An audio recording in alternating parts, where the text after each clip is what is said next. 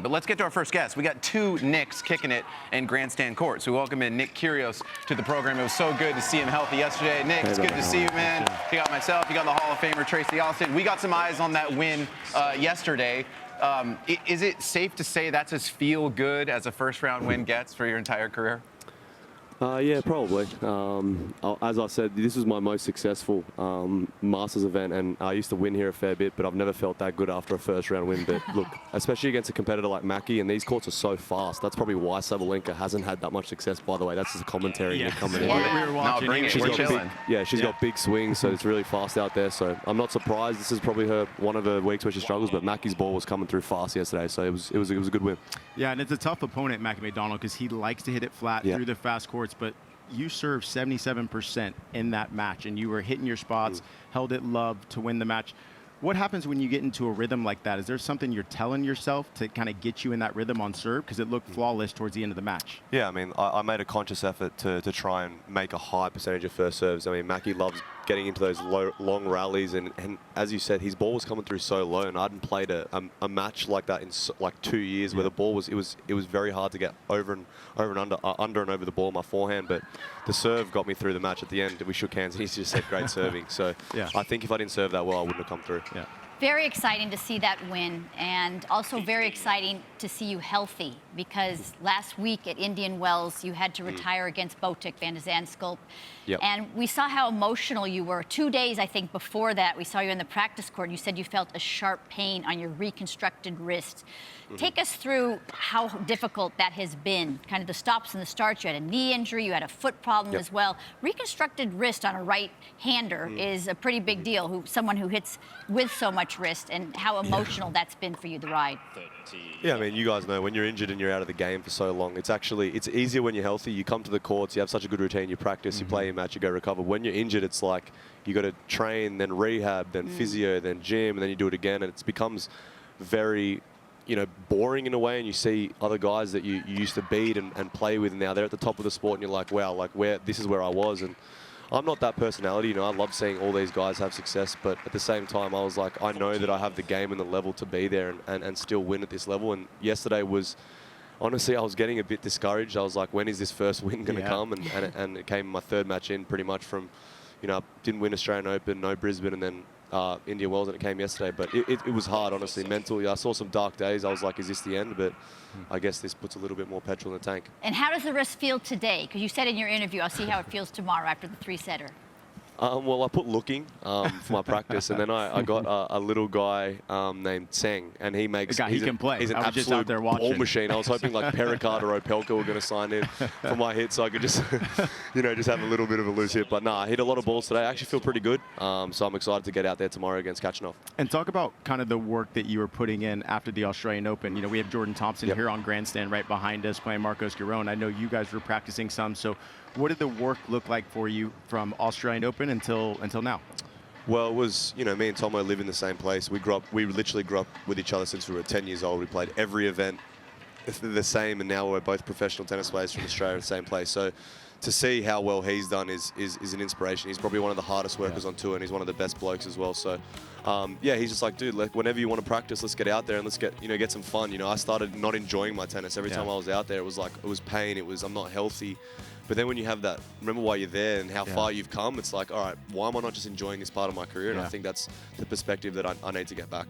Nick Kyrgios kicking it with us. You got the break back for Sabalenka. She's up 2-1. I know you got the tank and then the compression shirt under the tank during the matches, but now it's just straight tank with the skin. Yeah, is that the practice gear? Straight guns. Straight guns. Not like this guy. Not like this guy. This guy's absolutely shredded. I could get a piece of cheese and grate it off his abs. Dude, we're aware. We got to work with the guy. I'm looking all right. You put in the work, man. I know you put in the work. Come on now.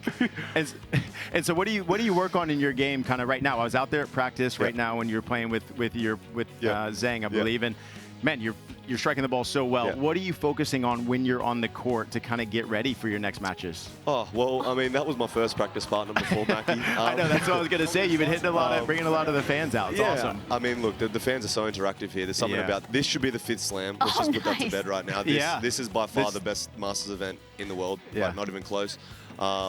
I think there's so much to do in Miami, man. You know that. Miami. But no, look, I just go out there. I mean, serve, first ball. I'm just trying to look for some rhythm, and I just want to get back to that level that I was playing. Before I had surgery, it was competing for Grand Slams. It was winning events. It was trying to be one of the best players and bringing a different energy to the sport. So I want to be back there. And tell the fans maybe who haven't been to Miami, what do you love about this tournament that makes it the 5th Slam? What do you love about it?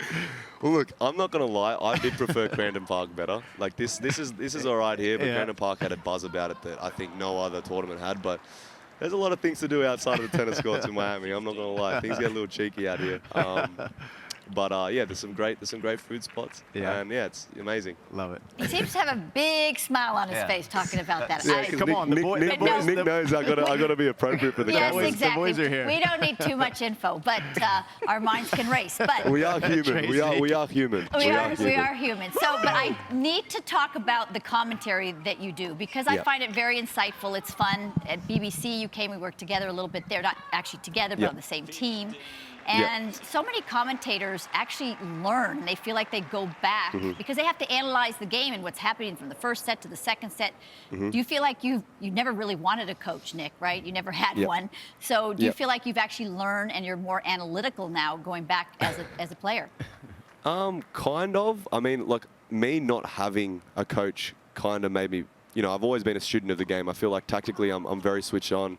I mean, you don't make the finals of Wimbledon with no coach if you don't know what you're doing out on the court. So I watch a lot of film. I study a lot of the players, and I'm very alert to people's strengths and weaknesses. But I don't know. I find myself actually commentating points in my head when I'm playing, and it's a bad habit because I'm like, I need to focus. You're but dissecting. I'm like, Kyrgios goes down the line now. I'm like, dude, shut up in your head. Like, focus on the match. That's too good. And it's a habit now because I was commentating for so long. But I think it's something that I do want to do for a long time. I mean, I love doing it, and I think it's, when you're turning on TV, commentating can add so much energy and spark to the sport, and that's the first kind of thing that new tennis fans are going to hear. Like, that's their first introduction to tennis, so it's very important that we have some energy, and I enjoyed it a lot. Yeah, it's a good call. Sabalenka, 3 straight games, now up the break. Last time you were in the building here in TC, we were talking hoops. You got the Celtics hat on. Yes. I'm going to put you on the spot. Right now, the Celtics are the second favorite to win the title. They're kind of behind cruising. OKC. Behind OKC. Yeah. So my question for you, I'll and actually, did you know the Celtics just sold for like $6.1 billion? When? 6.1 bill. Yeah, he crazy. knows. I know everything. Yeah. Okay, so what is more likely, Nick, that the Celtics win the title, they go back-to-back, or Novak Djokovic makes another major final? More likely. Final. Well, major final? Yeah, it's the major How final. to win. See, I said Tough a good question there, Chase. Honestly, I don't care about the fact that OKC are in front. Like, they haven't had that much playoff experience. Celts are, we're in a good position now. We're resting our stars. We're resting the two to JB and JT. But look, I think Novak's absolutely capable of getting to another Slam final this year. He just needs to have the right mindset. I need to have a chat with Andy. He's got to get his coaching up to scratch. No, but I'll take C's back to back. I got to back my boys. All right. I like it. Yeah. So what other passions do you have? You got the tennis. You have the Celtics here. I know that you love your basketball. And you got some sick cars, man. So what other passions? Maybe tell wait, what kind of cars? What are your passions? What are your passions? How many passions? I literally have one car. I don't know where this car's thing is. Maybe you're painting me out that I'm just like this playboy or something. No. Of one car. What's the kind of car? What's the car? It's a Lambo. A Lambo. What color is the Lambo? What color? It's like army green. Yeah. I made a mistake. It's actually green. But my hobbies, honestly, I actually, when I'm back home, just being my dogs. I love my family, a big family guy, big home guy from Canberra. But I'm trying to do as much work with kids in my foundation as possible right now. I think I've had a lot of time on my hands the last year and a half not being on the tennis court, so I've tried to be as hands-on with doing as much as I can. But honestly, a hobby, I think I game a fair bit. There's my little dog. She's so cute. I miss her so much. Look at her paw, bro. She's so That's on tiny. your story. You were posting her, yeah. She's a cutie. But yeah, I mean, look, I just do a lot of things, and that's some of the work I do with kids back home in Oz. But I mean, look, as athletes, I think I wasn't always the best role model, and I now understand that it comes with the platform. You got to do it. You got to help. You know how powerful it is. So yeah, I just take it day by day. I try to have fun with it. I can be very negative on myself. There's a lot of voices in this head, so I'm just trying to be better every day. And who are your role models? I know you got the Celtics, but who are your role models? Are there any two athletes or people that you look up to? My role model is Kevin Garnett. Yeah, so that's a bit. okay, I mean, that KD. explains it. That explains a bit why I'm a bit like crazy on the court, I guess. But honestly, my dad, he's if I'm 1/12 of the human he is when I get to his age and how much he sacrificed for myself and my family, then that's a success to me. Yeah. Nick, I want to take you back to such a bright moment in your career, that Wimbledon final. And for those of us who cover Wimbledon, it's just off the charts. The papers every single day, the strong papers and the rags and all of that. But going out there to compete against Novak in the finals, what were the nerves? How excited were you? Just the lead up of everything as well. Take us through that fortnight. Well, I didn't sleep for 2 nights prior to this final. And I think that's partly the reason why I didn't win. You know, when I go out there, I actually felt like I was the better player. I came out on fire, but he's so composed and he's been there so many times, and I just felt he wasn't rattled. I mean, look at me. I should be smiling in the fact that the finals I'm of so Wimbledon, pissed. But he's just so composed, and you can't, being there, he's been in over 30 slam finals, and he just was never rattled. He lost the first set. He's just, honestly, he was so composed. And look, I didn't sleep well, but if I'm ever there again, at least I kind of know what to do next time.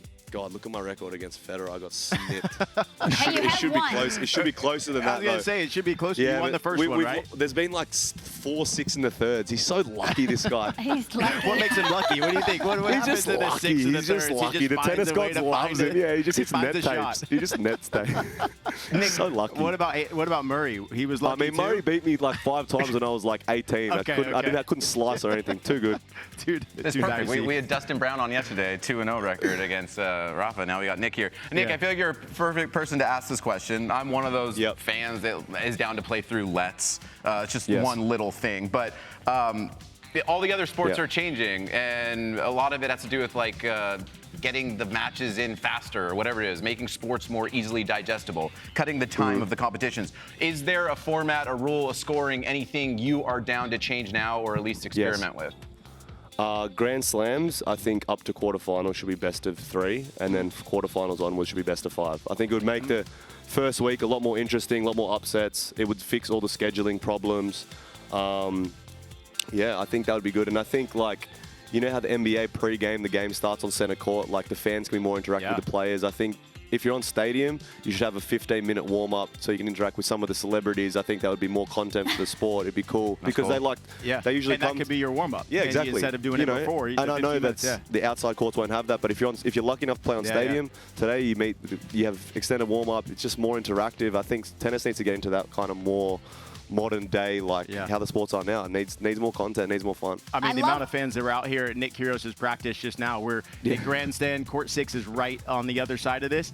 The amount of fans that were there cheering him on, you signed every autograph. So, I mean, I'd agree with you, man. I think that would be amazing for the sport. I love that for Nick Kyrgios, but there's Nick, you got to admit, there's a few players out there that we're not going to get much. We're going to get nothing from that 15-minute warm-up, right?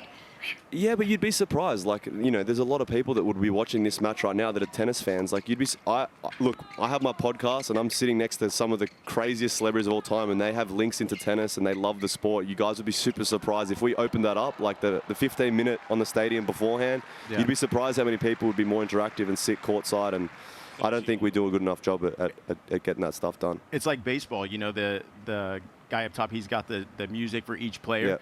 So I just saw your shirt. You had Kobe Bryant and Nipsey Hussle. Yeah, so what are you listening to before you go on the court? Because Exactly. you always have your headphones on. So what are you listening to? What would you have in that 15 minutes? Yeah, I mean, I would have, something like Nipsey, J. Cole. But that's what I'm saying. Like, why don't we have walk-on songs? Why is the screen not playing like highlights of the player that's walking on? Like, there's just like diligent things I think we're not really putting to get the maximizing, content for our players and making them feel like these guys are on the center court of Miami.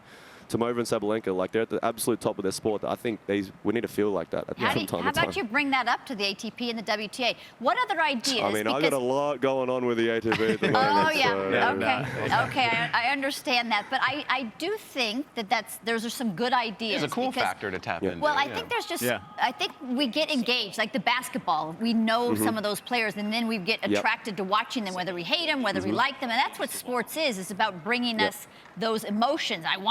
I'm a Lakers fan, sorry, because that's where I live. That's okay. That's okay. But, back in the day, it was Larry Bird and Magic and didn't like the Celtics. So you have to love or hate. But I think some of these players are we don't know as well. How can we make them more, personable so that we know them? Well, I think doing things like that, like on the stadium and that type of stuff. And I think media, we could do a lot better. Like the other day, I did 5 different little media segments. When you look at the NBA, like I'd be very okay giving locker room access, like for media. Like I think you get the raw emotions, and if someone's in a terrible mood, like me after, someone like that. But just saying today, if Tomova had an upset against Sabalenka, if she gives you the access, that would be good to get her known straight on after a big upset.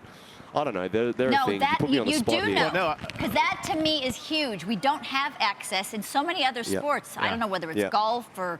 I feel like there's so many other sports where we have that access, and tennis players have been coddled, and we don't get to touch different them. upbringing, Yeah, and I think that everybody should get together and realize that would make our sport just that much more charismatic. What kind of TV watcher are you, Nick? Are you all live sports or shows, docs? What do you get into? I don't watch any TV shows, to be honest. I'm like a movie guy. I'm like a rom-com type of guy. I didn't know that. See? Shout out Anne Hathaway, baby. All right. I love. Have you guys seen The Intern? Robert De Niro, Anne Hathaway. Come on now. If you haven't seen it, everyone, just put that movie on tonight, cuddle up to your partner, and get ready. This sounds like some good It's like advice. it's best picture material. I don't think he's talking best picture. I don't think that's what he's talking it's about. your amazing. popcorn ready. And then, I mean, Happy Gilmore 2's coming out, and that's my favorite movie. I love Adam Sandler. Anything with Adam Sandler is just so funny. But Shooter McGavin and Happy Gilmore's coming back. It's gonna be so good. What about acting after tennis? What about acting? I mean, I would want to get into You like could Saw. easily do that, You know right? Saw, those Yeah, of course. gruesome horror movies. I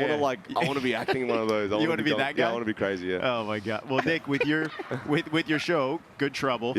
Kind of, what's been so fun about that show, and then also, what have you learned about somebody that maybe you didn't know beforehand? I mean, just watching this and having the experience to do all this stuff is insane. Like Matt McConaughey, like the other day in the desert, I did Jason Derulo. Like a kid from Canberra is now sitting with these like guys that I never thought. I sat next to Mike Tyson the whole time. I thought I was going to get crunched. What was something cool about Mike Tyson maybe you didn't know? That's great. Well, I didn't know that his daughter is like in love with the sport. Like she was shaking to meet me, and I was like, your dad's Mike Tyson, right? But like one thing out of all these guests, like then I've done Naomi, done some tennis players, and then just never satisfied. Like these guys have achieved so much, and they're like, they want more. I want to do more, and I'm like, do you guys ever sit back and just want to like kind of just relax? And they're like, no, we want to keep achieving, and they're just a different breed, honestly. Sabalenka, I did her in Australian Open as well. Like they're just hungry. They're different types of people. I'm not like them. I mean, if I want to slam, I'd be out of here in a heartbeat. But these guys they're on a different level. Break chances here for Tomova. We appreciate you spending time with us. Can we get some thoughts on the Hachinov matchup? 2-1 Hachinov. Last 2 times you guys played was like instant classic 5-setters at slams. What are you thinking of that one? He's an absolute warrior. He's one of the most professional guys that we have on the tour. His reputation is it's always going to be a battle, regardless. If he plays his best or he's not, he's always going to give his best. And you just reminded me, I played 10 sets with this guy in Grand Slam tennis. So I know tomorrow's going to be, it's going to be a battle. But I grew up with him, and to see the player he is today, hasn't been a surprise at all. He's a great player. I love it. Well, I know the fans are going to be pumped to be out there watching you. What are you going to be listening to when you walk on the court? What do you think you'll be listening to? I actually I'm probably going to do no music tomorrow. I want to walk out there and hear the fans and then feel that experience again of them actually wanting to see me play. So that's special. And what's the plan tonight to get ready for that? Dinner? What are you doing tonight to get ready for tomorrow? Look at his face. It's my boy. It's my boy. South Beach is what, 16 miles? How far is it? Nick, you need to go to sleep. Remember what happened before Novak. You need to get some rest. Monday. What did he say? What day is it, Monday? No. No, I promise you, I'll stay in. Where do you like to go? Where do you like to go have dinner in Miami just to get ready for a match? Anything in particular? There's a pretty good place called Lebanon. You went to Casa Tua? Yeah, Casa Tua is insane, but I think I might go to 1-800-LUCKY. Oh, yeah. Is really good. It's like half, like you get good Asian food, and then on the other side there's like a little like vibe outside. I don't know. We'll see how it You goes. can't tell people where you're going, Nick. Everybody's going to show up. Or maybe that's the 1-800-LUCKY purpose. tonight is going to turn up. Meet me there. Let's hit it tonight. Let's go. I want every fan to rock up 1-800-LUCKY. We're going to turn up. Yo, Free great to tickets have you my match back tomorrow. healthy, man. We appreciate you spending time with us on your off day and just cherishing these moments on the court. Best of luck in the next round. So great. See you Thanks, guys. Nick. You're the man. Nick. Let's Good go, luck. Good luck, big guy. Stay healthy, bud.